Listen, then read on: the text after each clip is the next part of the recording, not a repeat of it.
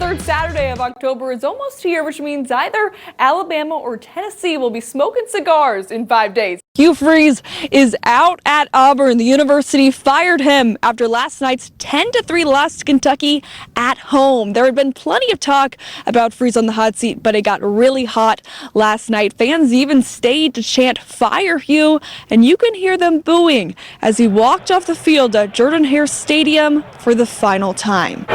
First time in 11 years, it won't be Bruce Pearl leading the Tigers out in the jungle, but we've got the next closest thing, his son, Stephen Pearl. Now, Pearl's been with the Tigers since 2014. Hugh Freeze coming off back-to-back losing seasons, but he's done making excuses. In the past, he's pointed to a lack of time to recruit and get his own guys in, but now he's got back-to-back top 10 recruiting classes. Adding College Game Day and all the extra hype, there was a lot of noise for the Tide to block out. But head coach Kalen DeBoer says after the Week 1 loss to Florida State, this noise is nothing new. And the Tide proved it tonight, putting up 486 yards. It hasn't been an easy road for the Tigers to get here. They finished dead last in the SEC last year. They didn't even make the conference tournament. It was a tough year, but the coaches kept the message simple. If you're frustrated about your college football team, well, I have some good news for you. College basketball tips off in 20 days, and today, the SEC rang in the new season with media days up in Mountain Brook. Second year under head coach Jared Parker. There's been a lot more confidence this year. No cramps on the first day of fall camp. That's always a win. So you guys started out the season 4-0. You lost to Hoover 2 weeks ago. What kind of response have you seen from your team in the bye week? Well, our guys handled it, about as best you could. On Saturday, Alabama gave up 20 points to Kentucky in the first 5 minutes of the game. Coach Nate Oates challenged his team to lock in on defense and pay attention to the scouting report. The result? The Tide didn't give up 20 points to Mississippi State until there were 4 minutes left in the first half. I'm here at the Nitro Truck Tour, and I'm actually getting ready to drive, about to rev up this engine. Oh, just kidding. That's the real driver, not me. I'm joined by Rob Pucci. You pointed out how you really can't see a lot down here. I mean, you really can't. You're kind of blind a little bit. What does it feel like when you're in this seat? It's pretty crazy. You're strapped in pretty tight, so you can't move your head. What do you think the allure of this is? Well, it's all about the noise, the horsepower, and like I said, it's about waiting to see if someone is gonna crash. Many are pointing to the lack of effort, which we thought was supposed to be different this year. But check out this play here. You see number 18 on the left of your screen. Ryan just ran up to Vasquez. He had the biggest smile on his face and gave him a huge hug. He said, "How you been doing, man?" And the pair caught up for about 5 minutes. So lots of love between these teams, but they also want to win. Looking down at the water from all the way up here would scare a lot of people. But the kids in War Eagle Dive Club jumped right in. Every day they always ask to go higher and higher and higher. Even at their first practice. That's been really cool where they get that first feeling.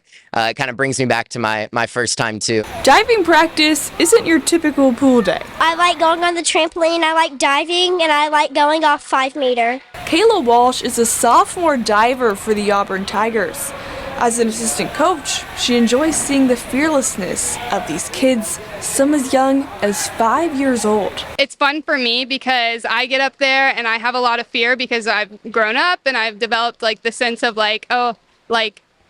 so many things that can go wrong, but these kids are so open-minded and so ready to learn about it that just makes me excited for them. And we have to actually learn how to contain that and control it. So I was working with Jack and keeping his arms by his side because he's so excited, but I love that about them. Children like Jack are at the perfect age to learn. Similar to gymnastics, learning diving when young can be invaluable. The younger you are, the easier it is to learn all the fundamentals, and then as you grow up we can really build off those blocks of foundations to really have good body positions and air awareness and body awareness that can carry them far places.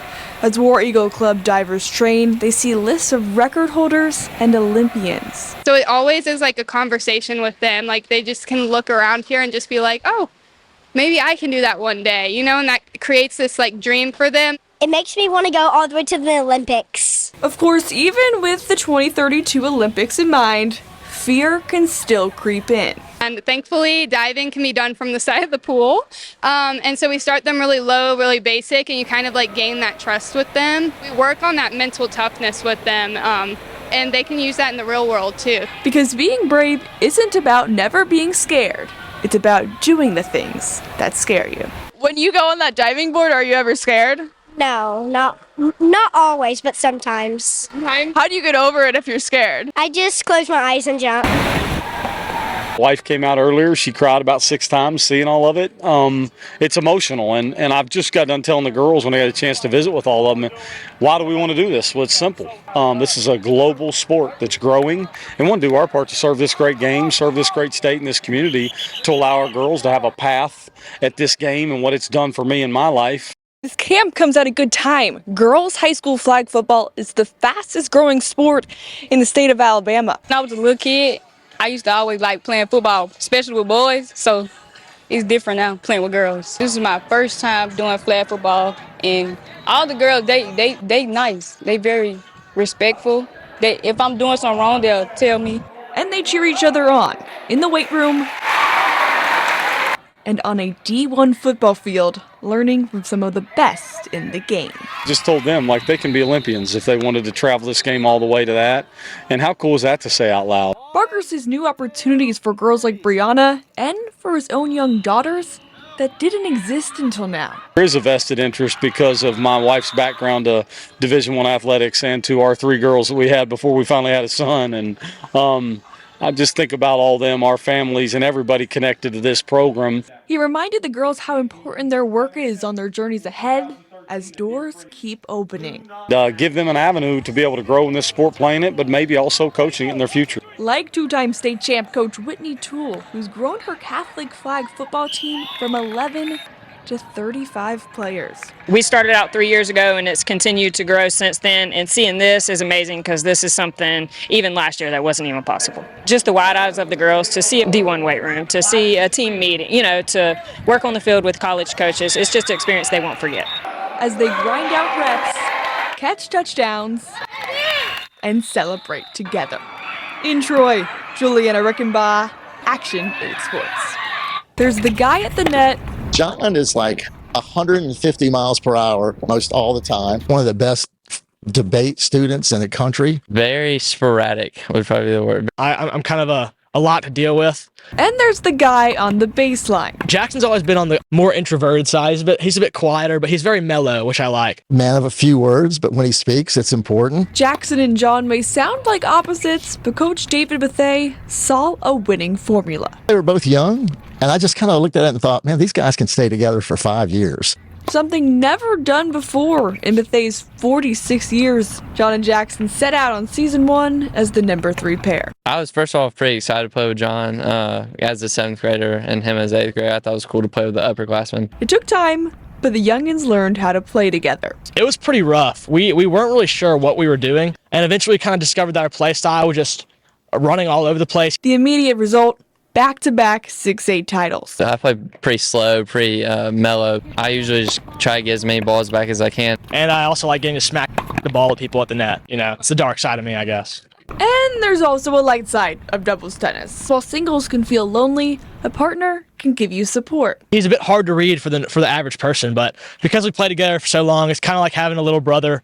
I get to order him around. I mean, I'm a little hard on him sometimes at the same point. I'm being all crazy. He's kind of there to mellow me down. He doesn't really get upset, but whenever he's like, more chill and we need some energy, I kind of try to bring the energy. And sometimes they don't even have to say anything. They just look at each other and they lift each other up that way. Setting an example beyond just a record. They get better playing together, but I think what it does is it helps the other guys. They watch how they play. Jackson and John are great like coaches on the court, on practice and everything, talking to the other players about how they're playing, what mistakes they're making, how they can be better. To potentially be Jackson's second ever partner next year. 100 wins later, John, now a senior, is headed to TCU. Obviously, I would rather him stay one more year and we play next year, but I'll just have to adjust my play style probably a little bit to my partner. But John and Jackson can always cherish their 5 years together. I'm just glad we, first of all, haven't been separated throughout all these years we've been together, and just being able to do that has been awesome. Hitting 100 wins by yourself, as me and Jax have done, is nice, but to have the bond with somebody and play with them the entire career, I really appreciate the experience of getting to play with somebody for so long and leave such a unique title behind. And now there's one more title to chase. In Montgomery, Julianna Reichenbach, Action 8 Sports.